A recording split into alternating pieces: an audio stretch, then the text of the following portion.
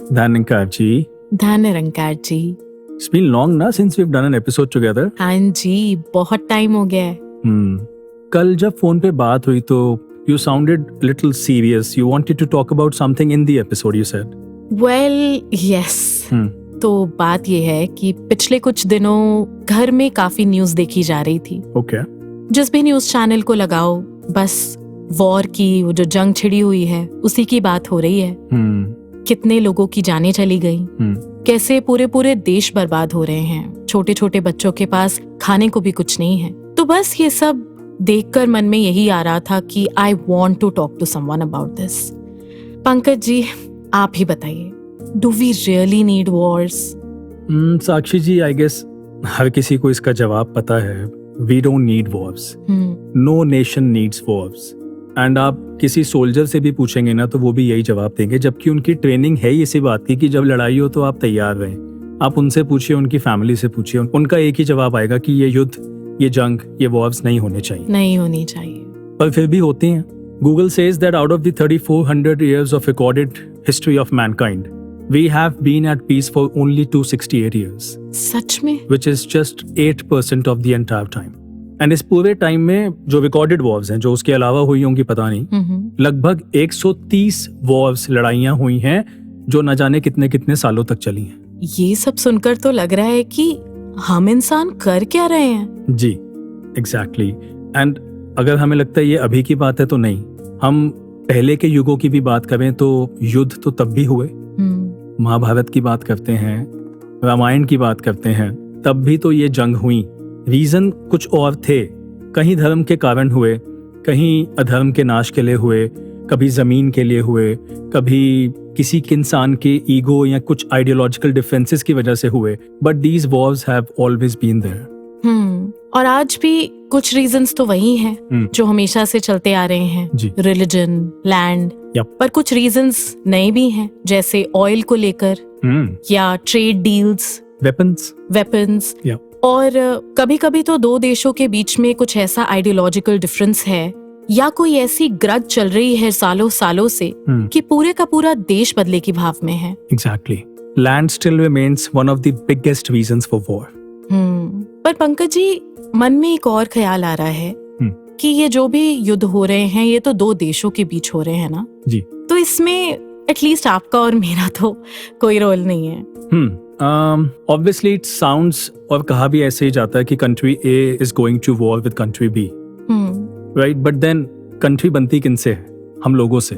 और आप इतिहास उठा के देख लीजिए, it has always started with either an individual or a group of people who had this power to influence, जो ये फैसला ले सकते थे कि भाई अब इस मसले का हल तो लड़ाई से ही होगा, वॉर से ही होगा. तो कहीं ना कहीं किसी इंडिविजुअल से स्टार्ट होती है. जैसे बाबा देव सिंह जी महाराज अक्सर वो उदाहरण देते थे कि वो बर्लिन वॉल का आपने भी सुना होगा कि ईस्ट और वेस्ट जर्मनी के बीच में वो वॉल जी. और पहले वो वॉल मनों में बनी, उसके बाद physical wall came into existence. और जब वो वॉल गिराई गई जी, तो पहले मन से गिरी, तो फिर वो वॉल गिरी. तो इसी तरह युद्ध भी मन से ही स्टार्ट होता है, किसी एक इंडिविजुअल से, कोई ग्रुप ऑफ पीपल, सोसाइटी, समाज, state, and then eventually country and countries में भी. तो आपके कहने का मतलब ये है कि वही कि शुरुआत एक सोच से हो रही है. तो फिर वॉर की बात, कॉन्फ्लिक्ट की बात, डिस्प्यूट्स, तनाव की बात, वॉल्स की बात जी, वॉल्स की बात जी, हम ऊपर से नहीं कर सकते. बिल्कुल. हमें सोसाइटी की, समाज की भी बात करनी होगी. और वो समाज किससे बना है? हम इंडिविजुअल से, यानी फिर बात होगी आपकी भी और मेरी भी. जी बिल्कुल. तो आज इसी को एक्सप्लोर करते हैं, वॉर्स को, तनाव को, कॉन्फ्लिक्ट को, इन्वॉल्व्स को, पर बिना किसी तनाव के. तो श्रोताओं, आज इस विषय को एक्सप्लोर करने के लिए हम हैं आपके साथ. मैं पंकज, मैं साक्षी. नमस्कार. धन निरंकार.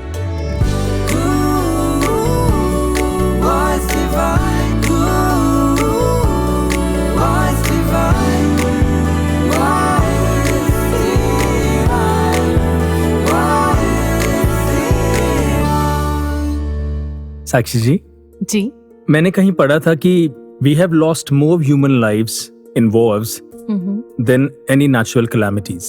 यानी कि आप देखो, अक्सर जब कुछ भी होता है, कोई लैंडस्लाइड, कोई अर्थक्वेक, कोई सुनामी, हम कहते हैं ईश्वर का प्रकोप है, या देखो भगवान ने हमारे साथ क्या कर दिया।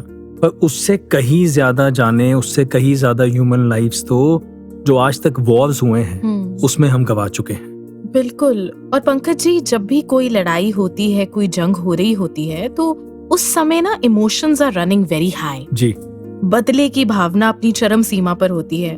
बस एक ही गोल दिख रहा होता है कि सामने वाले को हराना है किसी भी तरह से, कि ज्यादा से ज्यादा नुकसान होना चाहिए। गुस्सा भरा होता है। लेकिन जब जंग आखिरकार खत्म हो जाती है, when we look at the aftermath, the reality is there is only loss, devastation, pain. पूरे के पूरे देश सालों साल पीछे चले जाते हैं जी। और फिर अगर हम उस समय वे करें तो जो हासिल हुआ वो बड़ा है, या जो चला गया, जो खो गया, जिसकी भरपाई नहीं हो सकती, उसका दुख ज्यादा है। बिल्कुल आप ठीक कह रहे हैं। किसी शायर की लिखी वो 2 पंक्तियां ध्यान में आती हैं। ये जब भी देखा है तारीख की नजरों ने, लम्हों ने खता की थी, सदियों ने सजा पाई।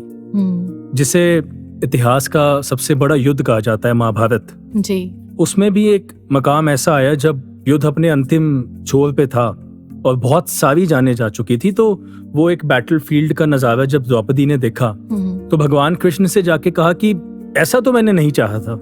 ठीक है, गुस्सा था, रिवेंज लेना था, अपने अपमान का बदला लेना था, लेकिन इस कॉस्ट पे तो नहीं चाहा था। तो भगवान कृष्ण ने तब उनसे कहा कि अब बहुत देर हो चुकी है, ये पहले सोचना था। तो अगर पहले सोच ले तो इतनी मास डेवेस्टेशन कभी हो ही ना। लेकिन अफसोस, पहले सोचा नहीं जाता और बाद में बचता है कुछ तो सिर्फ पछतावा। ऐसे ही हिरोशिमा नागासाकी पर हम जानते हैं कि जब एटम बॉम्ब्स गिराए गए जी, तो जहां कुछ पलों में ही लाखों लोगों की, बच्चों की, जानवरों की जानें चली गई, वहीं जो सर्वाइवर्स थे आसपास के शहरों के, उनके भी जब आगे बच्चे हुए तो वो बर्थ डिफेक्ट्स के साथ दे वर बीइंग बोर्न। तो the aftermath of any such thing is horrible.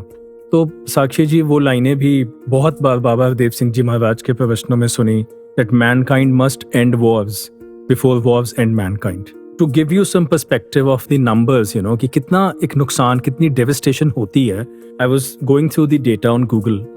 World War I, we lost approximately 15 to 22 million human lives. World War II, approximately 70 to 85 million human lives. और जैसे कि शुरुआत में कहा कि अगर 130 जंगें अभी तक रिकॉर्डेड हैं तो हम अंदाजा भी नहीं लगा सकते, हम उन नंबर्स को इमेजिन भी नहीं कर सकते। The kind of loss and the kind of devastation the wars have brought to mankind. अब मुझे यहाँ पे एक बात ध्यान में आती है, क्या हम सीखते हैं अपनी गलतियों से? वर्ल्ड वॉर I हुआ, इतनी मास डेविस्टेशन हुई, तो II तो होना ही नहीं चाहिए था ना, समझ जाना चाहिए था, संभल जाना चाहिए था। बाबा हरदेव सिंह जी महाराज अक्सर अपने वचनों में एक बात कहते थे कि कलयुग को बहुत कोसा जाता है, और ऐसे सिंपल कलयुग नहीं कहते, हम एडजेक्टिव यूज करते हैं कि घोर कलयुग है। और अगर घोर कलयुग है, अगर कलयुग खराब है, तो उन्होंने कहा कि भाई कलयुग के पास तो फिर भी 3 पहले वाले युगों का एक्सपीरियंस है सीखने के लिए। सतयुग का, द्वापर का, त्रेता का, 3 युगों का एक्सपीरियंस है सीखने के लिए, संभलने के लिए, कि जो रावण ने किया वो नहीं करना, जो दुर्योधन ने किया वो नहीं करना, जो हिरण्यकश्यप ने किया वो नहीं करना। लेकिन तब भी नहीं सीखते, कलयुग को कोसते हैं, पर हम खुद को बदलने के लिए तैयार नहीं। बिल्कुल सही कहा आपने। तो फिर वही बात तो हम पर ही आकर खड़ी होती है। What are we choosing? और किस ओर हम बढ़ रहे हैं as a collective society, as mankind. और अगर समय रहते बदला नहीं गया, समय रहते दिशा को ठीक नहीं किया गया, समय रहते शायद अगर खुद में इंट्रोस्पेक्ट नहीं किया गया, तो हम देख ही रहे हैं कि सोसाइटी किस ओर आगे बढ़ रही है। तो पंकज जी,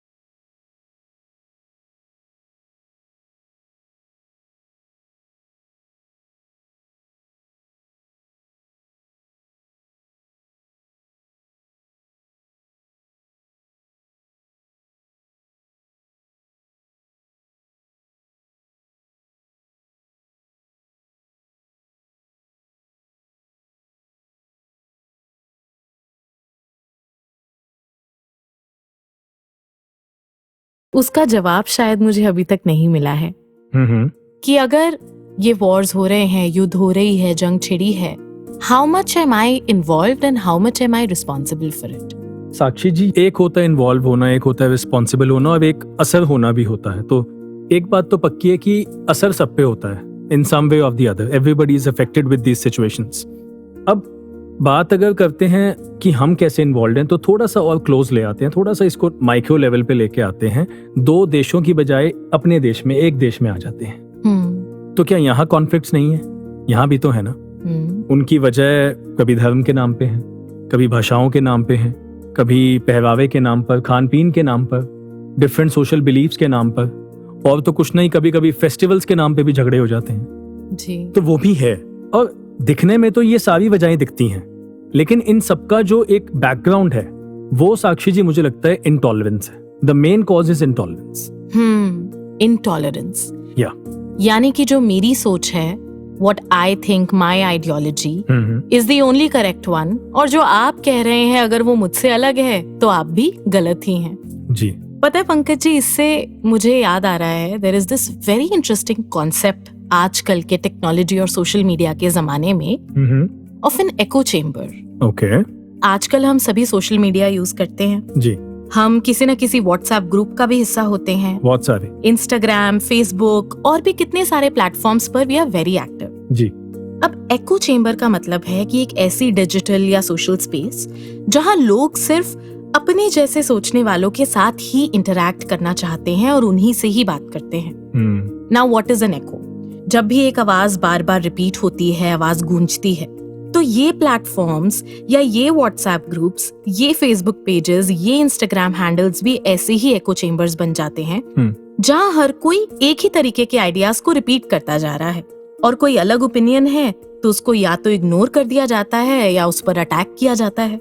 और इससे पता है क्या होता है, एक ऐसा इल्यूजन क्रिएट होता है कि वाह, मेरी सोच के समर्थन वाले तो कितने सारे लोग हैं। तो इससे हुआ ये, एक ही सोच को बढ़ावा मिलता गया जी, और दूसरी सोच रखने वाला दुश्मन लगने लग गया। My team versus your team, us versus them, ये वाली भावना पैदा हो जाती है। हाँ, और यहाँ पे आपकी बात सुनकर ना मुझे लग रहा है इसमें एक बहुत इंटरेस्टिंग चीज है कि देखने में तो ये बड़ा एक यूनिटी जैसा लग रहा होगा। हाँ। कि एक ही जैसे की सोच वाले लोग इकट्ठे हो गए हैं, but let's not confuse uniformity with unity. Exactly. ये यूनिफॉर्मिटी है कि एक जैसे लोग हैं, एक सोच वाले लोग हैं, वो एक ही तरह का नजरिया रखते हैं, लेकिन इस यूनिफॉर्मिटी में प्रॉब्लम ये है कि ये यूनिफॉर्मिटी किसी और को बर्दाश्त नहीं कर पाती, ये किसी और नजरिए को टॉलरेट नहीं कर पाती है, इसीलिए ये यूनिटी नहीं है, ये एकता नहीं है। और अगर यूनिफॉर्मिटी ही चाहिए होती तो फिर बनाने वाला ही सबको एक जैसा बना देता ना। है ना? वैसे अगर पर्सनली अपनी बात करूं तो I absolutely love the fact कि India is such a diverse nation. I mean तरह तरह के खान पान, कितनी सारी तरीके की टोपोग्राफीज, कहीं पहाड़, कहीं बीचेस, कहीं रेगिस्तान, कितनी सारी अलग अलग तरीके की भाषाएं, कल्चर्स, कितने सारे अलग अलग तरीके के कल्चर्स। एग्जैक्टली। और ये सारी diversity, all of these beautiful differences, all under one sky, one nation, और सब एक साथ हैं। कितना सुंदर तो है ये सब। And yes, that is the beauty of this country. But हम ब्यूटी को ही कॉन्फ्लिक्ट का कारण बना लेते हैं। पर अच्छा क्या लगता है, जब छोटे थे स्कूल के टाइम पे ना, दूरदर्शन पे एक गाना आता था, उसमें बहुत सारे एक्टर्स, स्पोर्ट्स पर्सन, क्रिकेटर्स, और एक्टर्स भी सब जगह के, नॉर्थ इंडिया, साउथ इंडिया, सब जगह से वो होते थे। और वो गाना बहुत अच्छा लगता था कि मिले सुर मेरा तुम्हारा तो सुर बने हमारा। याद है मुझे। तो इतनी एक वो डाइवर्सिटी इतनी प्यारी लगती थी उस गाने में। और जब भाषा की बात करें स्पेसिफिकली, तो इंडिया के बारे में तो कहा जाता है कि हर थोड़े किलोमीटर्स के बाद डायलेक्ट या लैंग्वेज बदल जाती है। भाषा। और पंकज जी, कुछ दिनों पहले जब ये न्यूज भी पढ़ने को, सुनने को मिली कि कुछ ऐसी स्टेट्स हैं इंडिया में जहां पर एक पर्टिकुलर भाषा अगर बोली जा रही है तो वहां रहने वाले किसी और को, जो दूसरे राज्य से आया है, जो कोई और भाषा बोलता है, तो उसे कह रहे हैं कि तुम जाओ अपने राज्य क्योंकि तुम हमारी भाषा नहीं बोलते। Oh my God. It is so unfortunate. और देखा जाए तो साक्षी जी, ये भी तो एक तरह का एको चैम्बर ही है। Exactly. कि बस अपनी ही भाषा वाले लोग अच्छे लग रहे हैं, अरे भाई उसको नहीं आती वो भाषा, वो कहीं और रहता था, अब वो यहाँ आ गया अपनी, चाहे जॉब की वजह से आयो चाहे फैमिली की वजह से आयो, लेकिन टॉलरेंस ही नहीं है। सिर्फ एक भाषा जो कि ब्यूटी का कारण होना चाहिए, उसको भी हम डिफरेंस का कारण बना लेते हैं। बहुत समय पहले ना मैंने एक हेडलाइन कहीं देखी, उसमें लिखा हुआ था कि फलाने फलाने समुदाय या मान्यता वाले लोगों को एक झंडे के तले आना होगा। आ जाएं, अच्छा है, कोई दिक्कत नहीं है, पर इस बात की गारंटी हो कि किसी और से नहीं लड़ेंगे, इस बात की गारंटी हो कि इधर एक होकर किसी और के अगेंस्ट उस ताकत का प्रगटाव नहीं किया जाएगा, उसका प्रयोग नहीं किया जाएगा। बिल्कुल, क्योंकि होता तो अक्सर यही है। एको चेम्बर्स में गूंजती हुई ये संकीर्ण सोच मेरे दिमाग को खुलने का, कुछ नया एक्सेप्ट करने का मौका ही नहीं देती, और इससे हर डिस्कशन डिबेट बन जाती है, हर डिसएग्रीमेंट लड़ाई बन जाती है, चाहे वो धर्म के नाम पर हो, या जैसे अभी हम डिस्कस कर रहे हैं भाषा के नाम पर, कोई एक समुदाय हो, या जब देशों में भी तनाव होता है। पता एक्चुअली हो क्या रहा होता है? Subconsciously we are all getting brainwashed, और हम ब्रेन वॉश होते चले जा रहे हैं। फिर एक छोटी सी चिंगारी कब आग में बदल जाती है पता नहीं चलता, और ये प्लेटफॉर्म्स तो हम लोगों से ही बने हैं ना, तो फिर ये चिंगारी भी हमारी ही वजह से है, और ये आग भी हमारी वजह से लगी है। We should not forget this. बिल्कुल ठीक कह रहे हैं आप। और साक्षी जी, ये एको चैम्बर्स सिर्फ सोशल मीडिया पे नहीं है, आप कहीं भी बैठिए, आप किसी ग्रुप में बैठ के चाय पीते हैं, वहां भी है, या आपके घरों में भी हैं, जब मिलकर बहुत सारी फैमिलीज कभी इकट्ठी होती हैं, वहां भी ये सब होता है। ये ऑफिसेज में भी हैं, ये बहुत सारी जगह है। और ऐसे माहौल के लिए एक बार बाबा हरदेव सिंह जी महाराज ने कहा, आपने कहा ना हम कैसे इन्वॉल्व हैं जी, उन्होंने कहा कि अगर मुझे किसी माहौल में घुटन महसूस होती है तो मैं उस माहौल से पल्ला नहीं झाड़ सकता, क्योंकि उस माहौल के वैसा होने में मेरे कॉन्ट्रीब्यूशंस भी हैं, तो ठीक करने में भी कॉन्ट्रीब्यूशंस देने पड़ेंगे। बिल्कुल। तो फिर तो आई थिंक हम सभी को अपने आप से ही ये सवाल जरूर पूछना चाहिए जी, कि कहीं मैं भी किसी ऐसी ही सोच का, एको चेम्बर का शिकार तो नहीं हूँ कि I am subconsciously being misled. नफरत के बीज बोए जा रहे हैं, और जाने अनजाने में मैं खुद उनमें पानी डाल रही हूँ और उन्हें पेड़ बनने का मौका दे रही हूँ। You know, Pankaj ji, this is so deeply entrenched in our society today. Ji, But the ones who understand, जो इस खेल को समझ पाते हैं ना, सिर्फ वही उस पैटर्न को ब्रेक कर पाते हैं। और वो हमेशा से ब्रह्म ज्ञानी संत महात्मा हुए हैं, जो इसको समझ भी लेते हैं, इसका हिस्सा नहीं बनते, इसका शिकार नहीं बनते, और वो इस पैटर्न को तोड़ते हैं। और जो दृष्टि उन्हें फिर ब्रह्म ज्ञान से मिलती है, वो दृष्टि से फिर उन्हें सारा संसार अपना और एक जैसा दिखने लगता है, और फिर वो आग लगाने की बजाय उस आग पर पानी डालने का काम करते हैं, ठंडक देने का काम करते हैं। जी, इस सफर में आगे बढ़ते हैं साक्षी जी, जी, और थोड़ा सा और माइक्रो लेवल पे आते हैं और एक अनुभव सुनते हैं आदरणीय संचित जी से, जो कि निरंकारी कॉलोनी से। धनकार जी, अभी कुछ समय पहले संगत में आत्म मंथन के टॉपिक पर कुछ थॉट्स रखने के लिए मौका मिला, तब एक इंसिडेंट शेयर किया रिसेंटली जो हुआ था, और उस टाइम भी यही बोला, और अभी भी ऐसे लगा कि मेरे को बताने में तो थोड़ी शर्म आ रही है, because it's not something I am very proud of. तो ऐसा हुआ कि हम विद फैमिली कहीं ऐसे फैमिली फंक्शन पे जा रहे थे, और दिल्ली की रोड्स थी।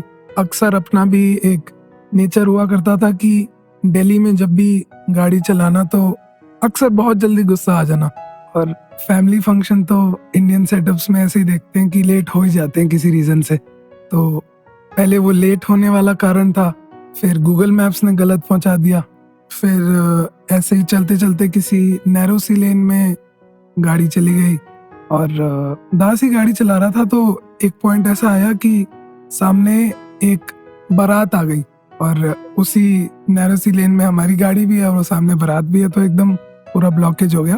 तो उसी में से एक बाराती कोई नाचता हुआ आया और गाड़ी पे उसका हाथ हिट हो गया, और नई गाड़ी थी तो पता नहीं किस चीज का वो एक गुस्सा आया, सारी चीजें पाइलअप भी हो रखी थी, और दास एकदम से गाड़ी से बाहर निकला और बुरा भला भी बोल दिया, और साथ में पेरेंट्स भी थे, उन्होंने भी ऐसे ही बोला आप शांत हो जाओ, आप गाड़ी में बैठो, हम चलते हैं, हमें क्यों ऐसे करना। उसके बाद भी फिर ऐसे ही देखा, आधा घंटा का रास्ता और था, वो भी पूरा ऑकवर्ड साइलेंस में गया। तो फिर जब ये सब हुआ, जब रात को दास घर पहुंचा, तो ऐसे ही सोचा क्या आत्ममंथन की शक्ति भी यही देते हैं यही थॉट्स आ रहे थे कि गलत नहीं बोलना चाहिए था, कुछ बोलना ही नहीं चाहिए था, वहां पे अवॉइड कर सकते थे कुछ भी ऑल्टरकेशन। तो फिर ऐसे ही एक ध्यान और आया कि बाय चांस ऐसा होता कि मैं उस गाड़ी में होता जहाँ सदगुरु माता जी और निरंकारी राजपिता जी होते, तो क्या मैं ये सेम चीज करता? और बिल्कुल एकदम से उसी टाइम आंसर भी आया कि तब तो मैं शायद इग्नोर कर देता या फिर एकदम ऑपोजिट करता कि उस चीज को हंस के टाल देता, कुछ ऐसा बोल देता कि ये बराती तो अपनी धुन में मस्त मगन है। तो ऐसे ही ध्यान आया कि अभी भी जो सिनेरियो था उसमें भी गाड़ी में पेरेंट्स बैठे थे, फैमिली बैठी थी, तो वो भी तो उन्हीं का रूप है। और अगर वो ना भी बैठे थे, कोई नहीं भी मौजूद, तभी भी ये मौजूद है। तो फिर वही ध्यान आया कि कभी भी कुछ भी ऐसा हो, अपने लिए एक लेसन मिला। और फिर वो दिन है और आज का दिन है। उस रात की एक इंट्रोस्पेक्शन के बाद पहले जो एक रोड पे टेम्परामेंट रहता था, जल्दी गुस्सा आने वाला, वो एकदम से चेंज हो गया। और यही सोचा कि इससे भी एक लेसन ही मिला। धन्यवाद जी। जहाँ में कोई नहीं दुश्मन, सभी से भाईचारा है। जहाँ में कोई नहीं दुश्मन, सभी से भाईचारा है। सभी को समझे हम अपना, जगत सारा हमारा है। सभी को समझे हम अपना, जगत सारा हमारा है। यहाँ नफरत नहीं बिल्कुल, सिर्फ बस प्यार प्यार है, प्यार प्यार है। हम हैं निरंकारी, नाम के हैं व्यापारी, किसी से बैर नहीं है, कोई भी गैर नहीं है। लोग हम हैं निरंकारी, नाम के हैं व्यापारी, लोग हम हैं निरंकारी, नाम के हैं व्यापारी। पंकज जी, संचिर जी का ये अनुभव सुनकर मुझे अपने साथ ही बीता हुआ एक वो इंसिडेंट याद आ गया कुछ दिन पहले का। Okay. तो मैं अपने घर से स्टूडियो ही आ रही थी। कुछ लगभग 1 घंटे का सफर होगा ऑन रोड। और उस 1 घंटे में मैंने 3 ऐसे इंस्टेंसेस देखे जहां पर गाड़ी से निकलकर लोग एक दूसरे से लड़ रहे हैं, और तीनों इंस्टेंसेस में हाथापाई हो रही है। सुबह सुबह कोई किसी पर हाथ उठा रहा है तो कोई कहीं गाली दे रहा है। मेरा मूड बहुत खराब हुआ उस दिन ये देखकर कि ये क्या हो रहा है सड़कों पे। ये रोडवेज के इंसिडेंट्स तो हमने कितनी बार भी न्यूज़पेपर में भी पढ़े हैं जी। वो भी एक न्यूज़ पढ़ी थी जब किसी ने थोड़ी सी देर लगा दी किसी को साइड देने में गाड़ी को, और आगे जाके गाड़ी रोक कर उसको खत्म कर दिया गया। ये सब देख के ना समझ में आता है साक्षी जी कि ये कोई साइड की वजह से नहीं किया गया। कोई किसी को गाड़ी के स्क्रैच के लिए नहीं मारता है, चाहे वो नुकसान पहुंचाना हो या जान लेने तक लोग चले जाते हैं। It all happens, it is all driven by the ego कि मुझे कैसे रोक दिया, मेरी गाड़ी को कैसे मार दिया। और वो उस समय ऐसा सर चढ़ जाती है कि बस वो फिर आपसे जो करवाती है वो आपको भी अंदाजा नहीं होता आप क्या करने जा रहे। जैसे अपने आपे में ही नहीं रहते। और पंकज जी, ये लड़ाइयाँ, ये झगड़े सिर्फ रोड्स पे ही नहीं है जी। आजकल पार्किंग के पीछे कितनी लड़ाइयाँ देखी जाती है। तो ये देखकर ऐसा लगता है कि the situation outside is becoming so volatile these days. थोड़ा थोड़ा और कंपैशनेट होने की जरूरत है।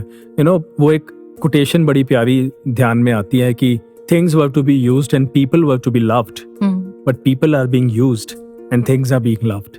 कि इतना प्यार, इतना मोह है चीजों से कि उसके लिए सामने वाले के जान माल का भी नुकसान कर रहे हैं कि मेरी चीज को कैसे थोड़ा सा नुकसान पहुंच गया। और ये सब देखकर वो कुछ लाइनें ध्यान में आती हैं कि आदमी के बारे में ये बात समझने वाली है, सर जितना भरा हुआ है दिल उतना ही खाली है। और मुझे भी याद आ रही है राहत इंदौरी जी की लिखी वो लाइनें कि लोग हर मोड़ पे रुक रुक के संभलते क्यों हैं, इतना डरते हैं तो फिर घर से निकलते क्यों हैं। ये सब न्यूज़ देखकर ये नहीं लगता कि when you exit the house it feels like you've entered a war zone. Oh yes. जहाँ पर you have to survive. लोगों को अक्सर कहते हुए सुना है कि इतना अनप्रिडिक्टेबल हो गया है सब कुछ कि डर लगता है कभी कभी जी। कहीं बाहर किसी से कोई बात हो जाए, कोई टक्कर हो जाए, आगे से कोई कैसा रिएक्शन देगा पता ही नहीं। पता नहीं अगला किस मूड में हाँ, है। किस मूड में है, क्या सोच के कोई निकला है, किस फीलिंग में है। जी। वो लाइंस भी याद आती हैं कि तेरी खामोश जुबां को जो ये समझा होता, ए खुदाया तेरा इंसान फरिश्ता होता। शुक्र है खाक का पुतला ही बनाया तूने, जाने क्या होता जो कुछ और बनाया होता। एग्जैक्टली। अब एक सवाल भी उठता है कि ऐसा होता क्यों है? Why is everyone so impatient? And I was thinking about it the other day. तो क्या पाया आपने? Emotional exhaustion. Okay. You know, इस फास्ट पेस्ड लाइफ में जहाँ लोग कहते हैं कि उन्हें इतना स्ट्रेस है, लोनलीनेस भी है, शायद सब इतने इमोशनली एग्जॉस्टेड हो गए हैं, इतने थक चुके हैं कि अब छोटी सी भी डिसएग्रीमेंट बर्दाश्त नहीं की जाती। एक सेकंड में लोग स्नैप कर जाते हैं। जो एक विंडो होती है ना, जिसमें इंसान अपनी विजडम के साथ सोच समझ कर अगला स्टेप उठाता है और चीजों से डील करता है, शायद वो विंडो ही इतनी छोटी हो गई है कि अब कोई भी सिचुएशन हो उस पर रिस्पॉन्ड नहीं, तुरंत रिएक्ट करते हैं, जैसे बस वेट कर रहे हैं कि एक छोटा सा ट्रिगर ही चाहिए। और बिल्कुल ठीक कहा आपने, ये तो है ही। पर हाँ, कभी कभी ऐसे भी उदाहरण देखने को मिलते हैं कि कहीं किसी की गाड़ी लग गई किसी से, तो एक सामने वाला बाहर आके सबसे पहले पूछ रहा है आप ठीक तो है ना। तो वो अच्छे उदाहरण भी देखने को मिलते हैं कि कहीं कुछ ऐसा हो भी गया, हल्का फुल्का कोई ऐसी बात हो गई, तो बस एक हाथ का हल्का सा इशारा उठा के कर दिया, एक स्माइल दे दी, ना इट्स ओके हो जाता है, सड़क पे चलेंगे होगा। सिमिलरली जहाँ सोसाइटीज में भी रहते हैं, वहां भी ऐसे बहुत सारे जेस्चर्स भी देखने को मिल जाते हैं। तो जहाँ एक तरफ वो एक्सट्रीम है, वहाँ ऐसा कंपैशन और प्यार वाले भी एग्जाम्पल्स देखने को मिलते हैं। We just have to make sure कि हम ये प्यार वाले एग्जाम्पल्स, ये कंपैशन, ये काइंडनेस, ये फॉरगिवनेस वाले एग्जाम्पल्स को बढ़ा पाएं। और ये भी हमेशा से बड़े दिल वाले और संत महात्मा ही करते आए हैं। बिल्कुल। जो इमोशनली एग्जॉस्टेड नहीं है, बैलेंस्ड है। तो साक्षी जी, आगे बढ़ते हैं और एक ऐसा ही एग्जाम्पल, एक ऐसा ही अनुभव सुनते हैं आदरणीय अवनीश दुग्गल जी से फ्रॉम न्यूजीलैंड। धनंकार जी, आजकल ये काफी सुनने को मिलता है कि I don't gel with that person, मेरी जो है उसके साथ केमिस्ट्री मैच नहीं होती, या मेरी पर्सनैलिटी जो है उनके साथ क्लिक नहीं होती। और थोड़ा इसको if you dive deep into this, तो कहीं ना कहीं पे जो एक थॉट प्रोसेस है उसका एक आपस में क्लैश हो जाना, लगता है कि वो that gives rise to conflicts. और इंसान अलग अलग हैं, जितने इंसान हैं उतनी सोच है, और सोच सबकी अलग अलग। हर कोई जो है एक ही चीज़ को एक डिफरेंट पर्सपेक्टिव के साथ सोचता है। अभी हाल ही में मेरे दो अपने ही दोस्त, उनके साथ बैठने का मौका मिला। We all have been friends for a number of years now, and जब बैठे तो दोनों के बीच की एक आपस की ऐसे एक बात निकल के आई, जिसको लेके उन दोनों का एक बड़ा कॉन्फ्लिक्ट एक चल रहा था। Although not very serious, but still they were against each other. तो जब वो कहने लगे कि may be you can resolve this, तो मैं जब उनके साथ बैठा और उनकी बात सुनी, दे वर ऑल्सो वेरी जनरस। उन्होंने जब वो बात एक दोस्त कर रहा था, दूसरे ने उसको मेरे सामने he kept his silence, and फिर दूसरे ने अपनी बात रखी। और आई ऑब्जर्व जब दोनों ने अपनी बात रख दी, and after a while before I said anything, they were feeling much lighter. जो उनकी एक अंदर की एजिटेशन थी वो बहुत कम हो चुकी थी। तो ध्यान में एक बात आई कि कई बार अपनी चीज़ें कह देने से, अपना पॉइंट ऑफ व्यू रख देने से ही काफ़ी मसले जो है हल हो जाते हैं। और साथ ही साथ इन द सेम कॉन्टेक्स्ट कोई भी ऐसी अगर प्रॉब्लम होती है, जब उस प्रॉब्लम को ही समझने में if we write it down और उसी का जब अगर हम एनालिसिस अच्छे से करते हैं, तब चीज़ें काफ़ी हद तक रिजॉल्व हो जाती हैं। और ऐसे पर्सनल कॉन्फ्लिक्ट्स को रिजॉल्व करने के लिए बड़ा जो एक कह ले कि एक मंत्रा, सो अवतार बानी की एक जो लाइन शहंशाह जी ने कहा है कि गुरसिख गुरदी अख नाल वेखे, गुरदे कान नाल सुनदा है, गुरसिख ज्ञान सरोवर विचों हीरे मोती चुंदा है। तो क्या देख रहे हैं, क्या सुन रहे हैं, अगर उसको गुरु के ज्ञान पे आधारित करके चीज़ों को देखते हैं, उनको समझने की कोशिश करते हैं, फिर कॉन्फ्लिक्ट्स जो है रिजॉल्व हो जाते हैं। कहीं कोई चीज़ ऐसी रह नहीं जाती जो किसी को ऐसे डिस्टर्ब करे या कोई ऐसे आपस में कड़वाहट का कारण बने। धन्यकार जी। वाह, कितना प्यारा अनुभव सुना हमने। और मुझे शायर का वो शेर एक याद आ रहा है, तेरा भी सच मेरा भी सच, दोनों अलग सही पर मिलकर कोई नया सच बना लेते हैं। चलो बैठते हैं फिर एक चाय पर, वक्त और शिकवों को बहा लेते हैं। बस इतना सा ही तो करना है, लेकिन शायद इंसान के लिए इतना करना भी मुश्किल है। आदमी प्यार का एक शोख मुजस्सम होता,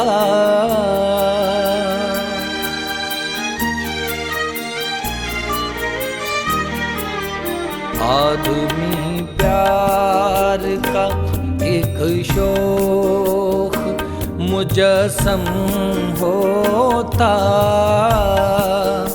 आदमी प्यार का एक शोख मुजस्सम होता, आदमी प्यार का एक शोख मुजस्सम होता, इसमें खुद गर्जी का जज्बा जो कहीं कम होता, आदमी प्यार का।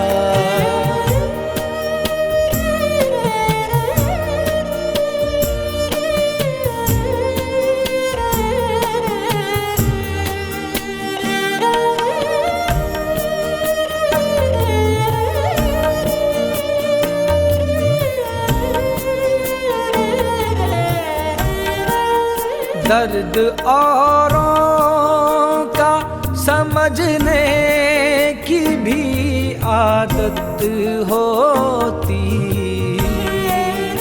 दर्द औरों का समझने की भी आदत होती, हाय इंसान को भी इंसान से मोहब्बत होती, फिर तो खंजर की जगह हाथ में मरहम होता, फिर तो खंजर की जगह हाथ में मरहम होता, आदमी प्यार का एक शोख मुजस्सम होता। पंकज जी, एक सिनेरियो सुनिए। ओके।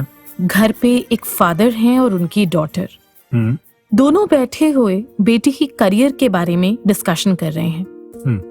बात करते करते आपस में किसी पॉइंट पर डिसएग्रीमेंट हो गई और कुछ ही देर में देखते ही देखते बात लड़ाई में बदल गई। अब दोनों पापा और बेटी रोज रात को डिनर के बाद साथ बैठकर टीवी पे उनकी फेवरेट शो का एक एपिसोड देखकर जरूर सोते थे। लेकिन उस रात पिता सोफे के एक कोने पर बैठे बस टीवी पे चैनल्स बदलते रहे और बेटी सोफे के दूसरे कोने में बैठी अपने फोन में कुछ देखती रही। किसी ने किसी से कुछ नहीं कहा और ऐसे ही कुछ महीने बीत गए। मतलब वो रिचुअल टूट गया। एग्जैक्टली। फिर उनमें से एक का जन्मदिन आया। उस दिन परिवार और दोस्तों के सामने फॉर्मेलिटी के लिए हैप्पी बर्थडे विश तो कर दिया, लेकिन पहली बार ना दोनों गले मिले और न ही एक दूसरे को केक खिलाया। तो इससे जुड़ी एक बात ध्यान में आती है Sakshi ji, after the second world war from 1947 to 1991 there emerged a cold war between Soviet Union and United States and their respective allies. तो ऐसे में कोई बहुत direct large scale military conflict या मिलिट्री ऑपरेशंस नहीं थे, but the conflict manifested through economic, political and ideological struggles. बातचीत के सारे एवेन्यूज बंद, बस टसल चल रहा है एक दूसरे को पीछे करने का, एक दूसरे को तोड़ने का। And you know when it ended in 1991 with the collapse of Soviet union. तो ऐसा ही तो परिवारों में भी होता है ना, रिश्तों में भी होता है ना। आप सामने से बहुत कुछ नहीं कहते हो, जैसे ये फादर डॉटर जी सामने से नहीं लड़ रहे हैं, लेकिन आपका रहना, आपके हाव भाव वो ऐसे हो जाते हैं कि इतना कोल्ड हो जाता है वो एनवायरनमेंट, इतना सफोकेटिंग हो जाता है कि सामने वाले के लिए वहां बैठना, वहां रहना ही मुश्किल हो जाता है। मेरी एक फ्रेंड है, उसने रिसेंटली अभी कोई कंपनी ज्वाइन की, तो अब तो 3-4 महीने हो गए थे, लेकिन तब भी देयर वाज दिस सर्टेन, उसकी कोई सीनियर थी, वो जब भी कैबिन में आए, अगर 4 लोग खड़े हैं उनको एड्रेस कर रहे हैं तो 3 से बात कर रही है, इसकी तरफ देख भी नहीं रही। कोई अगर वर्कशॉप है, कोई कॉन्फ्रेंस है, जितने भी लोग हैं बाकी सबसे बात हो रही है, इसको सिंगल आउट किया हुआ है, अलग किया हुआ है। कोई गेट टुगेदर है ऑफिस की, कोई फंक्शन है, कोई पार्टी है, तो वहां भी हर तरीके से शी गेव दिस मैसेज। सामने से कुछ नहीं कहा, डायरेक्टली कुछ नहीं बोला, बट इनडायरेक्टली हर बार ये मैसेज दिया कि यू नॉट वांटेड हियर। कितनी जगह ऐसा देखने को मिलता है, घर पे, रिश्तेदारों के बीच, दोस्तों के बीच, कि सालों साल बीत गए एक दूसरे से बात किए बिना, एक दूसरे का चेहरा तक देखना नहीं चाहते।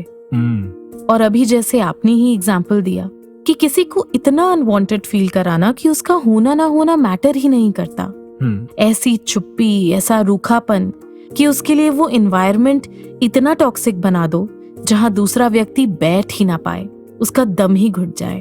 और कभी कभी तो on the face of it कुछ बुरा भी नहीं करना दूसरे के साथ, लेकिन कुछ अच्छा होने भी नहीं देना।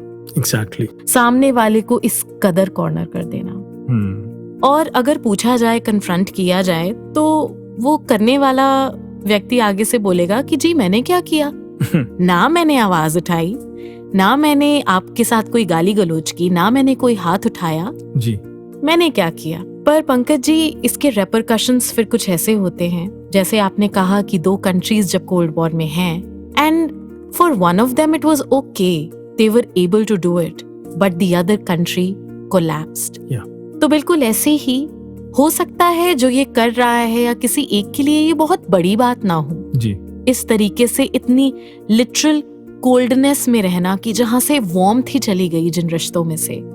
लेकिन हम नहीं जानते कि शायद दूसरा तो इससे कोप ही ना कर पाए, कि हम उसे पुश कर करके ऐसे एज पर लाकर खड़े कर दें कि then there is depression, then there are anxieties, और जो कोप नहीं कर पाया then they end up taking harsh decisions in their life. और साक्षी जी, मुझे लगता है कि हो सकता है एक कोप कर ले, दूसरा ना करे जी, हो सकता है दोनों ही गेट यूज्ड टू हो जाएं, जी, बट इवेंचुअली रिश्ता तो कोलैप्स कर ही जाएगा ना। बिल्कुल, रिश्ता उस कोल्ड वॉर को सह ही नहीं पाएगा। इसलिए मुझे लगता है कि वक्त रहते, जब कभी कभी इन चीजों को रिजॉल्व नहीं किया जाता ना, तो इन्हें रिजॉल्व करने का वक्त भी नहीं रहता। Pankaj ji, that was very thoughtful. और ऐसा ही एक थॉट प्रोवोकिंग मैसेज लेकर आ रहे हैं हमारे लिए कुछ यंगस्टर्स हमारे अगले सेगमेंट में, जिसका नाम है रंगमंच से। जी यार रुकते थोड़ी देर, ऐसा चलता रहा तो मुझसे गाड़ी ड्राइव नहीं होगी अब। हाँ रुको, मुझे क्या? बाहर उतरकर खुद ही आना पड़ेगा, फुटपाथ पे गाड़ी नहीं चला सकता मैं। फुटपाथ पे गाड़ी नहीं देखते मैं। सुन लिया मैंने। जाओ राष्ट्रपति से मेडल ले आओ फिर। बोलता हूँ तो बेइज्जती हो जाती है। हायो वड़कम जी, आप हमारी दुकान पर आए, दिल गार्डन गार्डन हो गया जी। सुस्वागत है मुझे, ये इधर का world famous coconut water shop होना जी, क्योंकि इधर हम माउथिंग 20 फ्लेवर का नारियल पानी देता। सुपर टेस्ट होता जी, एकदम रिफ्रेशिंग। परफेक्ट बोला जी। हमारा नारियल, मैंगो पानी, नींबू पानी, ऑरेंज पानी, पिंकू पानी। पिंकू? स्ट्रॉबेरी फ्लेवर पिंकू होता ना, इसलिए पिंकू पानी। आयो मिंट पानी, चॉकलेट पानी। हमको नहीं पसंद होता जी वो, बट आई लव इट। वो मेन्यू में नहीं रहता तो पूरा मेन्यू फाड़ दी। ओके ओके, पूरा यूनिवर्सल ट्रूथ। वाइफ ने जो बोला करना पड़ता जी। मैं आपको आगे की लिस्ट सुनाती। नहीं ठीक है भैया, ठीक है, ग्रेट, अच्छा काम कर रहे हो आप, थैंक यू फॉर इंट्रोडक्शन। फिलहाल कुछ दो बढ़िया सा। कौन सा फ्लेवर जी? ये मैडम खड़ी है, इन्हीं से पूछ लो। बोलो भाई साहब पूछ रहे हैं क्या पीना है। आओ, आप इनके भाई साहब हैं? अरे नहीं, मैं भाई साहब नहीं हूँ, आपको बोल रहा हूँ कि मेरा कहते हुए बोलो कि भाई साहब पूछ रहे हैं। ओके ओके, हायो मैडम, भाई साहब बोला कि तुम बताओ क्या पीना। भाई साहब को बोलो, उनका मुंह बस चरने के लिए है, खुद बोल दे। भाई साहब आपका मुंह बस चारने के लिए है, खुद बोलो। अरे ये कैसे बोल रहे हो आप? हम नहीं, मैडम बोला। ओह, मैडम को बोलो शौक तो उन्हें है मुंह से टटर करने का, खुद बता दे। हायो मैडम, शौक तो आपको है टटर करने का।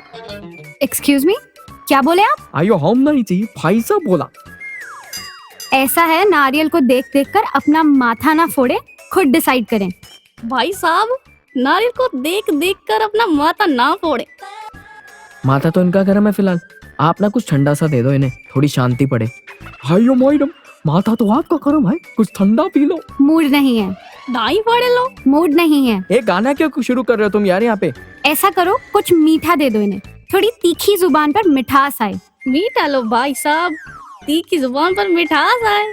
और इन्हें कुछ ऐसा दो थोड़ी हंसी आए, हर टाइम सीरियस टींडे जैसी शक्ल बना के आंखें घुमाती रहती है, थोड़ा सेंस ऑफ ह्यूमर आए। हायो मैडम, टीने जैसी शक्ल बनाती हो, थोड़ा सेंस ऑफ ह्यूमर लो। हाँ, सेंस ऑफ ह्यूमर।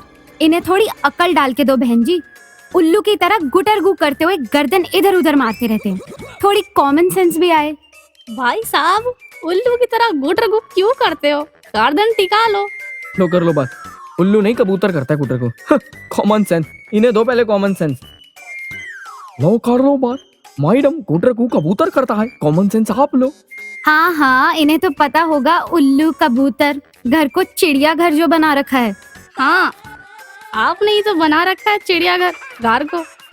हाँ, और जिसके रिंग मास्टर है ये, मुझसे अच्छी हालत तो आपकी है भाई साहब। आयो, मुझसे अच्छी हालत तो आपकी है भाई साहब। आई हो, क्या बोले? उनका हालत तुमसे ज्यादा अच्छा, मतलब तुमको तंग करती मैं? आयो नहीं, मैं तो क्या मैं तो बहन जी रोज हमको कहता डोसा बनाओ, रसम बनाओ, मैं शॉप के बाद जाके आराम भी नहीं करता जे। पर मैं तो आय हाय पैन जी, है ना, सारे आधा यही हाल है। क्या हाल है? अपने जैसा समझ रखा है क्या सबको? आयो पर मेरा तो सुनो जी। क्या सुनना जे? बहन जी आप उनकी बात तो सुनिए। तू चुप रहो भाई साहब। यार जहाँ बोलते वहाँ बेइज्जती हो जाती है। आयो, तुम्हारा कोकोनट सारा तुम्हारे सिर पे फोड़ूंगी अब। आयो बहन जी, तुम कदम बढ़ाओ, हम तुम्हारे साथ हैं। ओ महिला मोर्चा ना उठा यार, मेरी माँ। सांबर की तरह मेरा हस्बैंड कोकोनट बेचते कोकोनट हो गया जी। आयो शांत हो जाओ। अब हाँ वही तो बोल रहा हूँ कब से। आयो चुप, एकदम चुप।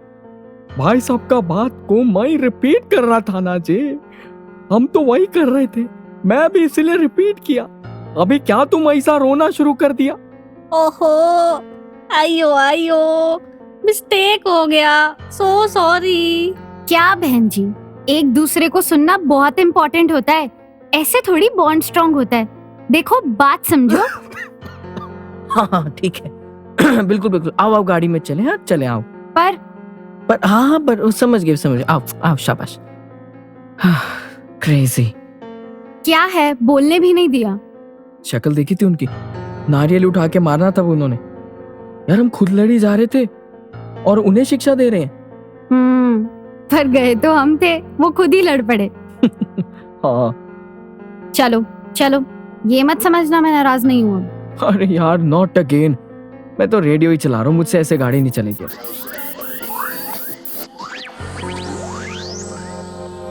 और अंत में कुछ मुख्य समाचार। अहमदाबाद प्लेन क्रैश में 270 से ज़्यादा लोगों की दर्दनाक मौत की पुष्टि हो चुकी है। उत्तराखंड हेलीकॉप्टर हादसे में भी पायलट समेत 7 लोगों की जान जाने की पुष्टि हुई है। पुणे की इंद्रायणी नदी पर बने आयरन ब्रिज के टूटने से 4 लोगों की मौत और 50 से अधिक लोगों के घायल होने की सूचना मिली है। वहीं विश्व स्तर पर अलग अलग देशों में युद्ध के आसार के कारण डर और तनाव का माहौल है। कई जगहों पर हमलों की वजह से कई परिवारों ने अपनों को खो दिया है। बंद करें प्लीज, मुझे नहीं सुनना। हाँ मुझे भी। अच्छा बुरो ना मानो तो एक बात कहूँ, हम आखिर किस बात पे नाराज हो गए थे? वो ऑनेस्टली मुझे भी अब ढंग से याद नहीं। हर तरफ तनाव ही दिख रहा है यार। छोटी सी बात थी शायद और हम इतना लंबा ले गए। वो नारियल पानी वाले कपल में भी क्या सच में हमें इसकी जरूरत थी? या बस अपनी ईगो को ही पूरा कर रहे थे? शायद, पर कभी कभी ईगो से ज्यादा हमें आदत हो जाती है ना सुनने की या बस खुद को साबित करने की। आई एम सॉरी, मैं शायद ज्यादा बोल गया। Me too, I am sorry. मुझे, हमें, घर को, सबको, आई मीन इस दुनिया को और तनाव की जरूरत नहीं है यार। We need more love, we need more peace. True, छोड़ देते हैं ना यार, हार या जीत, ईगो, जो भी कारण हो, किसी को तो शायद अगले पल में गुड बाय कहने का मौका भी नहीं मिलता। हाँ यार, अच्छा रिलैक्स ना हो, अब सब ठीक है, बस समय रहते इस बात को समझ जाएं। अच्छा वो नारियल पानी वाले उस कपल का क्या करें अब? एक अच्छा सा नारियल पानी ऑर्डर कर लेते हैं। हायो भाई साहब। अरे आप? हाँ हाँ, विंडो नीचे करो, ये पकड़ो एकदम ठंडा कोकोनट वाटर। हाँ, ठंडा भी और मीठा भी। अरे भैया, पर हम आपके पास ही आ रहे थे, आपको भी तंग कर दिया हमने। डोंट वरी जी, दिल पे नहीं लिया कुछ, सिंपल है। आयो बिल्कुल सिंपल है। जब भी तनाव बढ़ने लगे तो बढ़िया सा ठंडा कोकोनट वाटर पीने का और लाइफ को एंजॉय करने का। हाँ हाँ भैया, हाँ।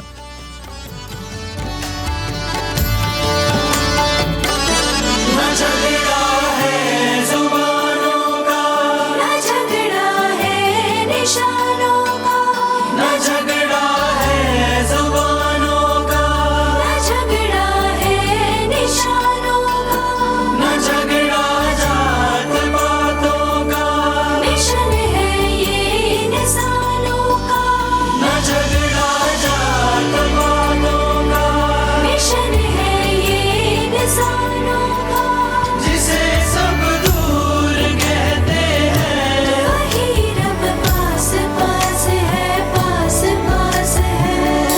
लोग हम हैं निरंकारी, नाम के हैं व्यापारी, किसी से वैर नहीं है, कोई भी गैर नहीं है।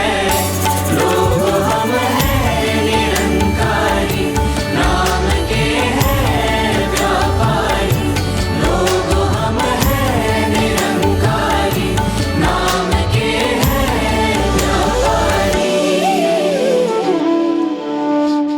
तो पंकज जी, अब तक की हमारी डिस्कशन में इंटरनेशनल कॉन्फ्लिक्ट्स की भी बात हो गई, जी देश के, मुल्क के इंटरनल कॉन्फ्लिक्ट्स की भी बात हुई, जी सोसाइटी में होने वाले कुछ कॉन्फ्लिक्ट्स का भी हमने जिक्र किया, जी रिलेशनशिप्स और परिवारों में जो कॉन्फ्लिक्ट्स हैं उनकी भी बात की। लेकिन ये बात आप भी जानते हैं, अब मैं भी जानती हूँ और हमारे लिसनर्स भी जानते हैं कि इस सब का जो स्टार्टिंग पॉइंट है, जो फंडामेंटल एसेंस, मूल है, वो इंडिविजुअल ही है। तो बात करते हैं आगे इंडिविजुअल कॉन्फ्लिक्ट की, कि इस इंसान के मन में जो जंग चल रही है ना, उस जंग की। इसको समझने के लिए ना जंग के मैदान से ही जिक्र करते हैं। बिल्कुल। और बात करते हैं उस जंग की जिसका पहले भी जिक्र हुआ, महाभारत का। महाभारत। और बात करते हैं अर्जुन की और श्री कृष्ण की। You know, I came across these beautiful lines and I thought कि ये एपिसोड में शेयर करना चाहिए. So I'm reading it now. While Arjun stands on the edge of Kurukshetra, torn between duty and despair, Krishna doesn't hand him a sword or strategy. He hands him clarity. Wow. Brahm Gyan, knowledge the, clarity the. Asking him to confront the real enemy. That is, his doubt, attachment, fear and ego. The external war was just a metaphor. The true battle was within. असली तो जंग अंदर चल रही थी जिसकी आप बात कर रहे हो, इंडिविजुअल इंटरनल कॉन्फ्लिक्ट। बिल्कुल। वो तब से है और वो आज भी है और हमेशा से निवारण ज्ञान नहीं किया है। And Sakshi ji, these next lines, I think everybody is going to relate to them. Every day we stand at our own Kurukshetra, deciding whether to quit or persist, to forgive or avenge, to speak or stay silent. Arjun's paralysis isn't mythical, it's familiar. We've all hesitated in front of life's hard choices, torn between responsibility and emotion. Wow, so true. और ऐसे ही तो हम सभी के मनों में जो conflicts चल रही होती हैं जी, जो कि एक छोटे से बच्चे के मन से भी स्टार्ट हो जाती हैं, बिल्कुल, जिसके मन में शायद ये कॉन्फ्लिक्ट है कि अगर उसे कोई चीज बहुत पसंद है तो वो उसके लिए झूठ बोल दे, या फिर मम्मा पापा ने जो सिखाया है कि honesty is the best policy, उस पर चले और वो अपनी फेवरेट चीज से हाथ धो बैठे। या फिर साक्षी जी, जैसे मैं देखता हूँ घर में कि स्क्रीन टाइम ले ले या हमारी बात मान ले। Conflicts of identity. A person who is torn between their traditional family expectations, लेकिन उसकी जो modern desires हैं, फिर उनका क्या? Moral conflicts. Telling the truth and risking a friendship versus hiding the truth and feeling guilty. या life के dreams के जब decisions लेने होते हैं, choosing between a stable job या एक risky career जो कि उसकी dream थी, what do you choose? Guilts, justifications, fears, wanting love but pushing people away क्योंकि डर है कि रिश्ता टूट भी तो सकता है, एक्सेप्ट किया जाए या रेजिस्ट किया जाए। तो मुझे लगता है कि कॉन्फ्लिक्ट्स, द्वंद्व तो शायद एक इंसान के मन में चलते ही रहते हैं, इनका तो कोई अंत ही नहीं है। और इससे मुझे याद आ रही है वो लाइनें जो मैंने कहीं पढ़ी थी, खुद से ही रोज लड़ते हैं, खुद को ही रोज मनाते हैं, भीतर एक शोर सा चलता है, बाहर हम मुस्कुराते हैं। तो साक्षी जी, जहां बैटल आउटसाइड, बैटल इनसाइड की बात हो रही है, कॉन्फ्लिक्ट्स आउटसाइड, कॉन्फ्लिक्ट्स इनसाइड की बात हो ही रही है, इस विषय को मुझे लगता है हमें थोड़ा और एक्सप्लोर करना चाहिए। जी बिल्कुल। And with someone, you know, हम पैनल में जिस तरह से रहमत लेते हैं महात्माओं से, तो एक अनुभवी महात्मा जिनको जहाँ जीवन का भी एक्सपीरियंस है, वहाँ गुरमत का भी विशेष एक्सपीरियंस है। तो आज we have with us in our studio परम आदरणीय हेमराज शर्मा जी, जो कि इन कॉन्फ्लिक्ट्स को कैसे रिजॉल्व किया जाए, चाहे बाहर के हैं चाहे अंदर के हैं, उस पर आज बात करने के लिए हमारे साथ हैं परम आदरणीय हेमराज शर्मा जी, जो कि इस विषय पर रोशनी भी डालेंगे। He will take us towards resolving those conflicts. Thank you so much, Mahapurushon, for coming and sparing time and coming to the studio जी। धन निरंकार जी। धन निरंकार जी। आदरणीय हेमराज जी, जैसे कि आपको भी पता है, आज हम वॉर्स की बात कर रहे हैं on a broader level, and also कैसे एक इंसान के मन में ये युद्ध, ये द्वंद्व, ये कॉन्फ्लिक्ट चल रहे होते हैं, और फिर किस तरह वो कभी उसको हार्म कर रहे हैं, कभी सोसाइटी को, समाज को हार्म कर रहे हैं।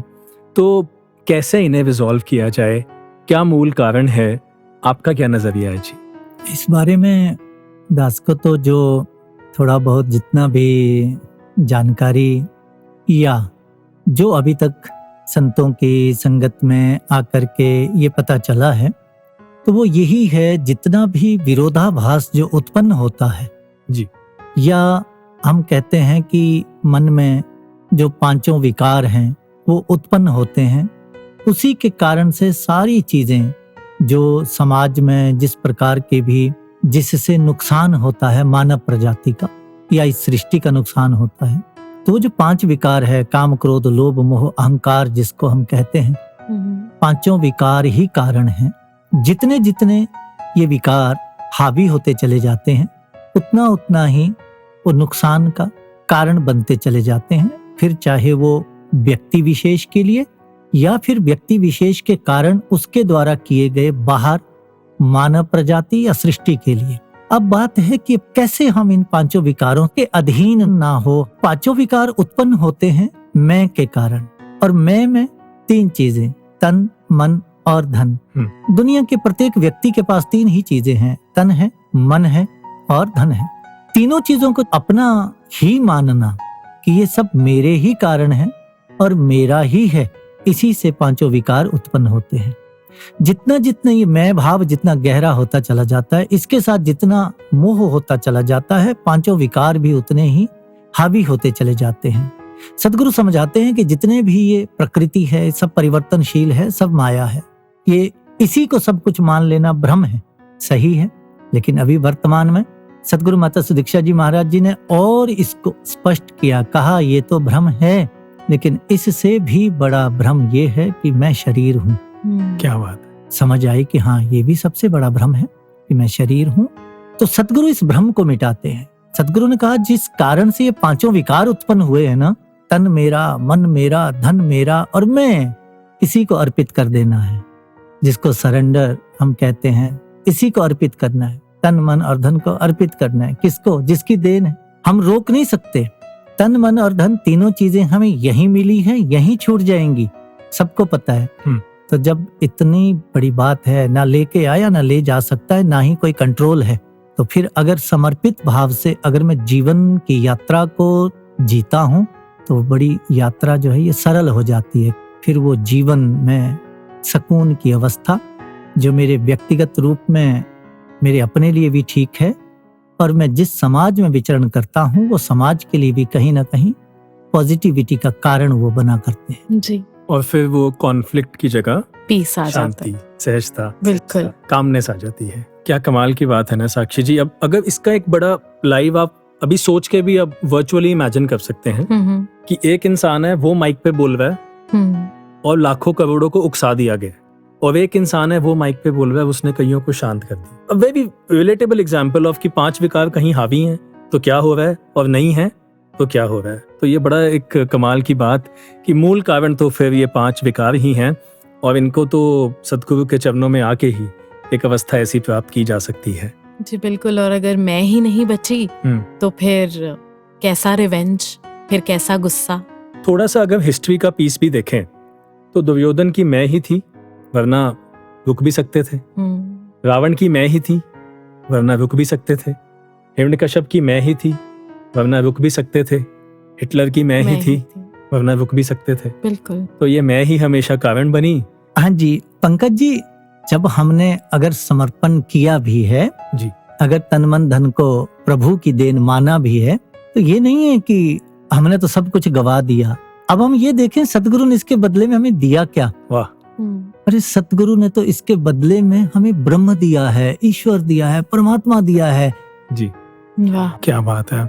आदरणीय हेमराज जी, अभी आप जी ने जब सरेंडर की बात की, तो अगर मैंने अपनी मैं को सरेंडर कर लिया, इसके बाद अक्सर एक क्वेश्चन मन में आता है कि will I be taken care of. क्योंकि अभी कुछ देर पहले पंकज जी और मैं डिस्कस कर रहे थे कि कैसे ऐसा लगता है कि दुनिया एक वॉर जोन की तरह है, कि जंग छिड़ी हुई है हर तरफ और अपना ध्यान खुद ही रखना है। तो कहीं ऐसा तो नहीं होगा कि मैं वीक पड़ जाऊंगी? वास्तव में जो सरेंडर है, समर्पण है, वो कमजोरी नहीं है। और ऐसा देखा गया है पुरातन इतिहास में भी कि शक्तिशाली तो संत ही हुए हैं।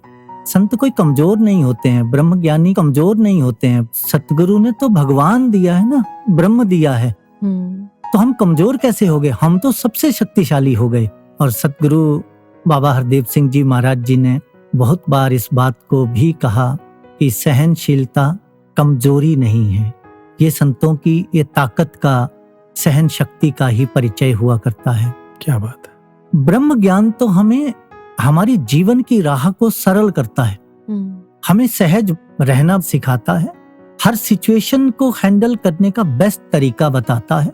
सतगुरु हमें वो राह दिखाते हैं कि हमारे इस जीवन की राह जो जितनी जटिल थी उसको एकदम सहज में सरल कर दिया। सरेंडर का मायने ये नहीं है कि हम कमजोर हो गए, अब कोई भी हमें आकर के नहीं। संत तो हर सिचुएशन को हैंडल करने वाले हुआ करते हैं। हनुमान जी को जब मौका मिला तो काल नेमी को उन्होंने बताया कि नहीं, ये तो बहुत धोखा है और अब तुम्हें दंड देना ही उचित है। लेकिन क्यों दिया, कब दिया? जब प्रभु राम का हुक्म था। इसलिए हर वो आदेश सतगुरु के, सतगुरु का जैसा जिस प्रकार का आदेश हो। नहीं तो हम अगर आज के अगर वर्तमान दौर में भी देखें, अगर कोई किसी को गाली भी दे दे, अगर वो व्यक्ति समर्थ नहीं है उस गाली वाले को रिप्लाई देने में किसी तरह से, तो वो 4 दिन उसी चीज में अपने आप को उलझा करके दुखी रहेगा। क्यों गाली दी मुझे, क्यों मुझे ऐसा कहा? लेकिन उससे बदला लेने की अगर सामर्थ्य नहीं है, दुखी तो हुआ 4 दिन। संत महात्मा अगर किसी ने कुछ कह भी दिया तो वो हंस के टाल देते हैं कि अरे वाह वाह, तुम कितना अच्छा बोलते हो। तो वो टाल देते हैं क्योंकि उनको कोई फर्क नहीं पड़ता है। फर्क इन द सेंस कि उनको मालूम है कि जिसके पास जितना है, जिसके पास जैसा है, जिसने जैसा सीखा है, वो वही तो बाहर निकाल रहा है। तो क्या संत ने भी बदले में वैसा ही देना है? नहीं, संत की प्रवृत्ति तो उससे जस्ट अपोजिट है, विपरीत है। और संत की प्रवृत्ति से पता नहीं कितनों के जीवन में परिवर्तन आ जाता है। और संत फिर दुखी नहीं होता कि किसी ने गाली दी तो अब वो 4 दिन दुखी रहे, नहीं, संत को कोई फर्क नहीं पड़ता है। संत कोशिश करता है कि अरदास भी करता है, प्रयास भी करता है कि हे सतगुरु इस पर भी कृपा करो, ताकि इसके मुख से भी मधुर वचन निकले जो इसके लिए भी कल्याणकारी हो और इससे मिलने वालों के लिए भी कल्याणकारी हो। इसलिए संत कोई डरपोक या संत कोई लाचार नहीं होता है। अर्जुन भी तो ब्रह्मज्ञानी थे, लेकिन हुक्म हुआ तो वो सबसे बड़े वीर थे जी। सबसे बड़े योद्धा के रूप में महाभारत के युद्ध में अर्जुन ने ही अपना काम किया, लेकिन हुक्म में किया, क्योंकि आदेश आया। वैसे ही जितने संत हुए, लेकिन उनका जितना भी वो काम रहा है संसार में, वो मानवता की भलाई के लिए रहा है। इसलिए समर्पण का ये मतलब नहीं है कि हम तो फिर डरपोक हो गए या लाचार हो गए या बेचारे हो गए, नहीं। तो सतगुरु जैसे जैसे आदेश करते हैं, हमने उसी के अनुसार अपने जीवन की यात्रा को बहुत अच्छे से और सरल तरीके से जीते चले जाना है जी। और सतगुरु की शरण में आकर के, सरेंडर हो करके, इस ब्रह्म को प्राप्त करके, और एक सहज जीवन जब एक एक करके इस तरह से जुड़ते चले जाते हैं, तो एक अच्छे समाज की, जिसमें कॉन्फ्लिक्ट नहीं है, जिसमें विरोधाभास नहीं है, जिसमें द्वंद्व नहीं है, जिसमें युद्ध नहीं है, ना बाहर है ना अंदर है, क्योंकि अंदर का युद्ध मिट गया तो बाहर का भी, कम से कम मैं जिस गांव में, जिस मोहल्ले में, जिस पड़ोस में मैं रहता हूं, कम से कम वहां तो युद्ध खत्म हो गया, क्योंकि सबको ये ब्रह्म मिल गया। सब इस तरह से सरल चाल जीने वाले हैं, सरलता से जीवन यापन हो रहा है। और इसका देन फिर क्या होती है, तो बाबा जी ने वो सरल लाइनें कही हैं जी, कि संतों ने बदलना है ये नक्शा कुल संसार का, नफरत की गहरी खाई पर पुल है बनाना प्यार का। क्या बात, यही एकमात्र सॉल्यूशन, यही एकमात्र उपाय है अंदर के कलह को। और अंदर से जब कलह उत्पन्न हुआ, वही कलह बाहर मानव प्रजाति को तंग करता है, और वही फिर कहीं ना कहीं युद्ध का कारण बन जाता है। इन सुंदर भावों के लिए और resolving the conflicts, thank you so much आदरणीय हेमराज शर्मा जी।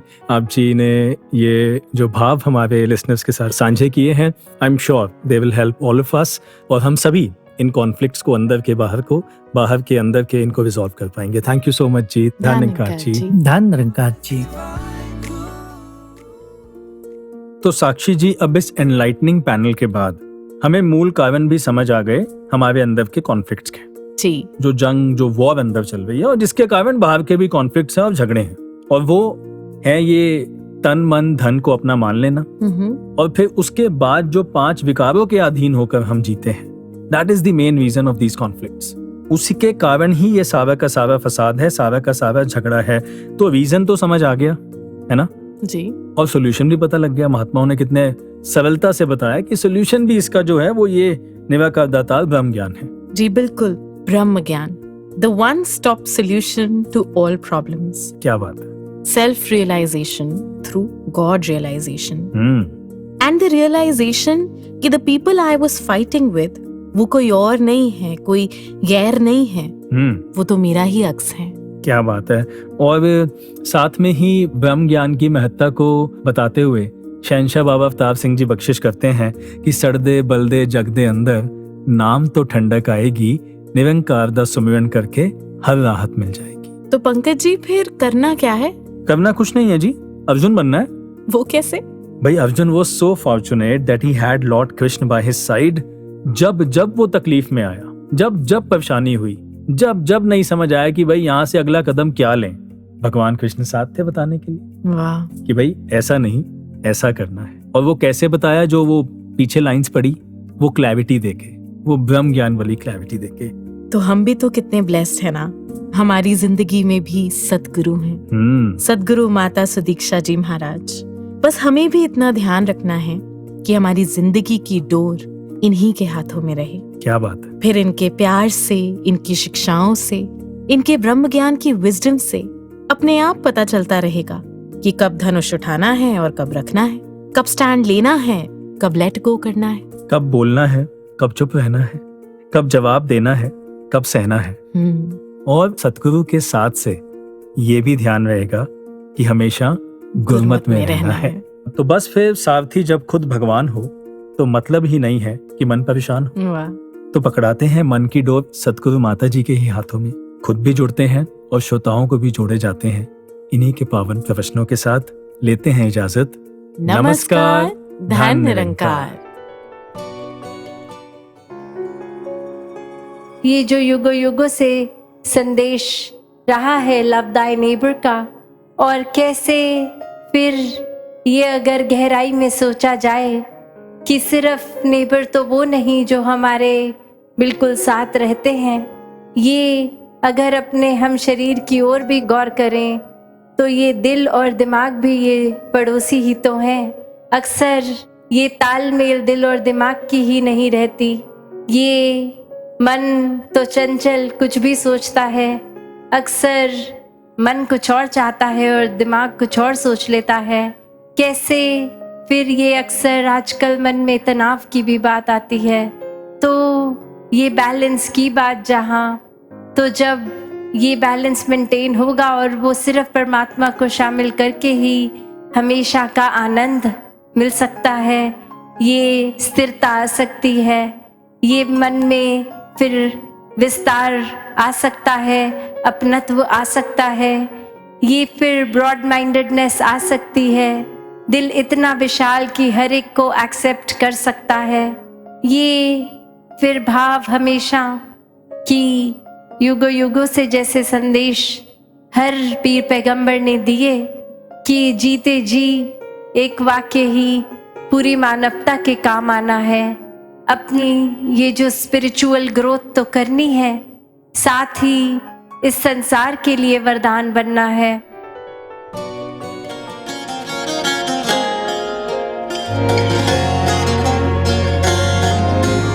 बख्शणहारे सबनु सुख दी दात बख्श दे, ऐ बख्शणहारे सबनु सुख दी दात बख्श दे।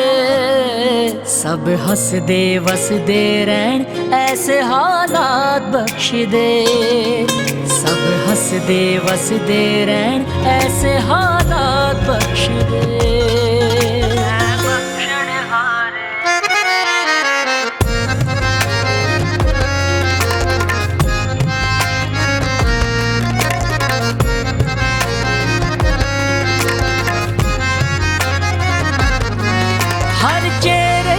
मुस्कान कलोला कर दी रहे, तेरा संग करके साड़ी सोच संवर दी रहे। हर चेहरे ते मुस्कान कलोला कर दी रहे, तेरा संग करके साड़ी सोच संवर दी रहे। बस ये हो जे किरदारां दी सौगात बख्श दे, बस ये हो जे किरदारां दी सौगात बख्श दे। सब हंस दे वस दे रहन ऐसे हालात बख्श दे, सब हंस दे वस